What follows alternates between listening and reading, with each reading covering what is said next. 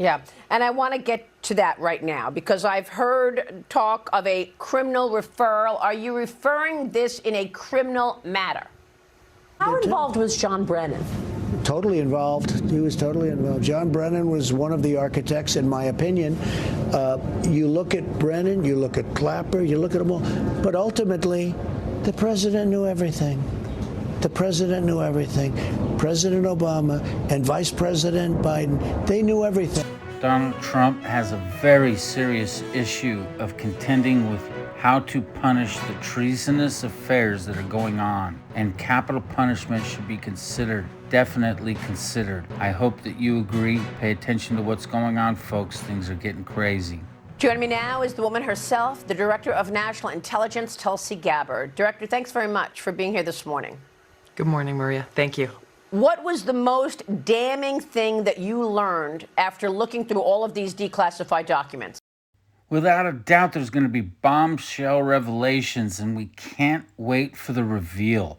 This is going to be such an interesting time with such intricate and such delicate information that's going to be coming out. We all need to pay attention to what's really happening and what's going on around us.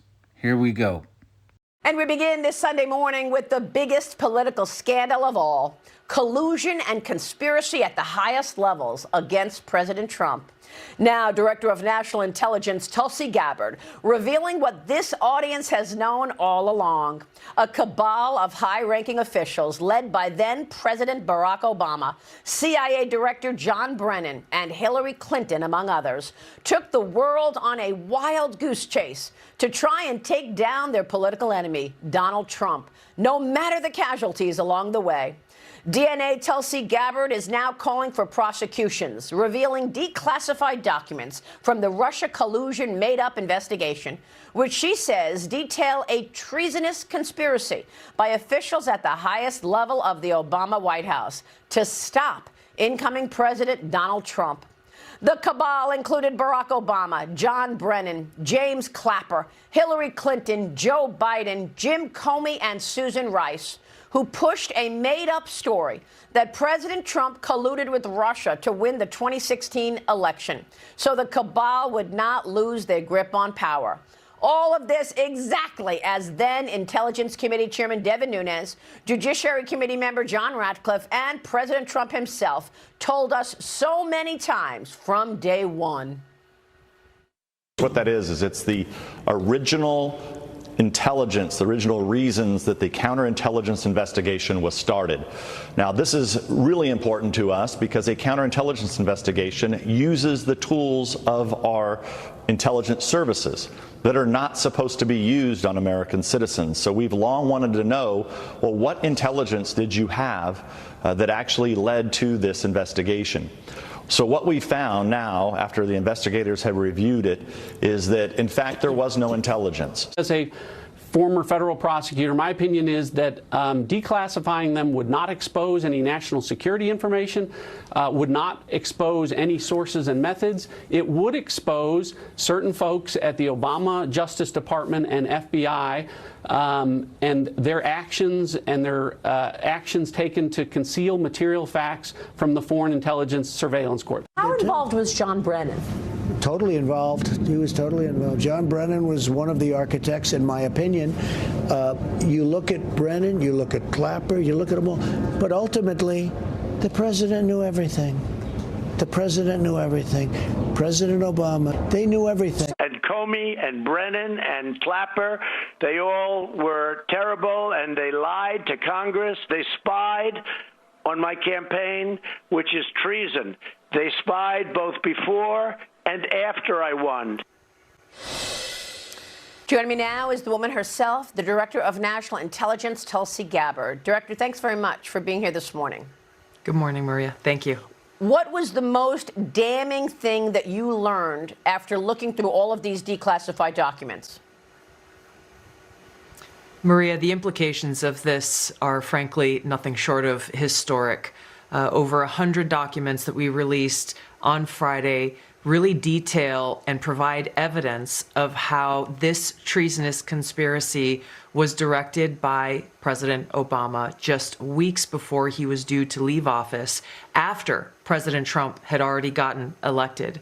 This is not a Democrat or Republican issue. This is an issue that is so serious it should concern every single American, because it has to do with the integrity of our democratic republic.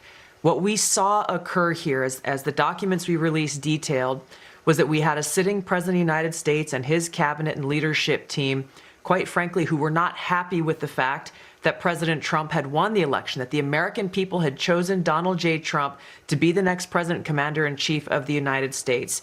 And so they decided that they would do everything possible to try to undermine his ability to do what voters tasked President Trump to do. So creating this piece of manufactured intelligence that claims that Russia had helped Donald Trump get elected contradicted every other assessment that had been made previously in the months leading up to the election that said exactly the opposite, that Russia had neither the intent nor the capability to try to, quote unquote, hack the United States election for the presidency of the United States. So the effect of what President Obama and his senior national security team did was subvert the will of the American people, undermining our democratic republic, and enacting what would be essentially a years-long coup against President Trump, who was duly elected by the American people. I oversee 18 different intelligence community elements, and in the months leading up to the November 2016 election, the intelligence community agreed that there was no intelligence that reflected that Russia was trying to hack the election in favor of either candidate. The evidence showed, the intelligence showed that, again, Russia did not have either the intent nor the capability to be able to impact the outcome of the United States election. So it was very striking when we look back again at the documents that I declassified and released that shows there was a shift. In early December, the first week of December, again, another document was produced by the intelligence community, a president's daily brief that was consistent with every other assessment that was done previously leading up to the election. Russia did not, this is after the election now, did not attempt to affect the outcome of the American election. That was never published. Hours before it would have gone into President Obama's President's Daily Brief, it was pulled by a senior level intelligence official saying that they had to pull it because they had received new guidance. The very next day, this meeting was called, a National Security Council meeting, bringing together all of the senior leaders of President Obama's cabinet, and the topic that was put forward was a sensitive matter. The tasks that came out of that meeting was coming from President Obama directing the intelligence community, then Obama's DNI director Clapper, to produce a document, to produce an intelligence assessment that detailed not if, but how Moscow affected the outcome of the election that had already occurred, electing Donald Trump to the presidency. This document that they published in January of 2017 was the foundational groundwork that they continued to reference over and over and over again to enact this years-long coup against President Trump. Now, I know that Devin Nunes came out with the Nunes report and a lot of other reports after that to indicate everything that you're saying. And I guess the worst of the reports, the real evidence, is the reports of most recent, right? The last reports are the worst reports that we're going to see. And I understand that there is more, perhaps, that you are going to come out with next week. And I was told that that's why they raided Mar-a-Lago, that they wanted to find the Trump-Russia documents that indicated there was absolutely no collusion and that there was no evidence to even start such an investigation. But Trump didn't have it there in Mar-a-Lago, but that's why they raided his house in 2022. Is that correct? I don't have the details on the specifics of the Mar-a-Lago raid itself. Those are within the possession of the FBI. But there's no question in my mind that this intelligence community assessment that President Obama ordered be published, which contained a manufactured intelligence document. It's worse than even politicization of intelligence. It was manufactured intelligence that sought to achieve President Obama and his team's objective, which was undermining President Trump's presidency and subverting the will of the American people. So yes, next week we will be releasing more detailed information about how exactly this took place and the extent to which this information was sought to be hidden from the American people, hidden from officials who would be in a position to do something about it. And that's really the point here that I think is most important, Maria, and you said it in your opening. Accountability is essential for the future of our country, for the American people to have any sense of trust in the integrity of our democratic republic. Accountability, action, prosecution, indictments for those who are responsible for trying to steal our democracy is essential for us to make sure that this never happens to our country again. Yeah, and I want to get to that right now because I've heard talk of a criminal referral. Are you referring this in a criminal matter? We are referring all of the documents that we have uncovered to the Department of Justice and the FBI for a criminal referral. Yeah. And do you believe that we will see prosecutions? I mean, our audience wants to know where this story goes from here. Will we ever see anyone held accountable for this incredible lie on the American people? I will do all that I can, and we have whistleblowers, actually, Maria, coming forward now after we release these documents, because there are people who were around, who were working within the intelligence community at this time, who were so disgusted by what happened. We're starting to see some of them come out of the woodwork here because they, too, like you and I and the American people, want to see justice delivered. So we're going to provide everything that we have, everything that we will continue to gather to the Department of Justice for that direct intent and that direct purpose. There must be indictments, those responsible, no matter how powerful they are and were at that time, no matter who was involved in creating this treasonous conspiracy against the American people, they all must be held accountable. So do you expect, just to be clear, do you expect indictments and prosecutions? I'm not a lawyer. In my view, we have the evidence to be able to move forward and bring about justice, yes, to prosecute and indict those responsible. And I want to really put a spotlight on who's responsible, because we've talked about the highest levels. Barack Obama, John Brennan, James Clapper.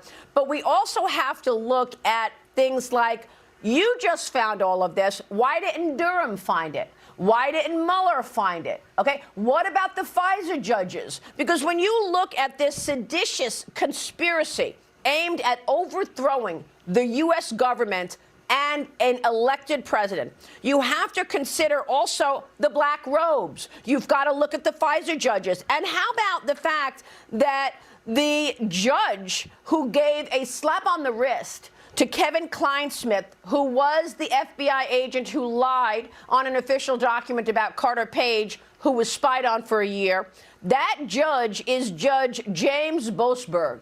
He's still at his desk, and he's still trying to stop Donald Trump's agenda. So what about the broader group of people that are also involved?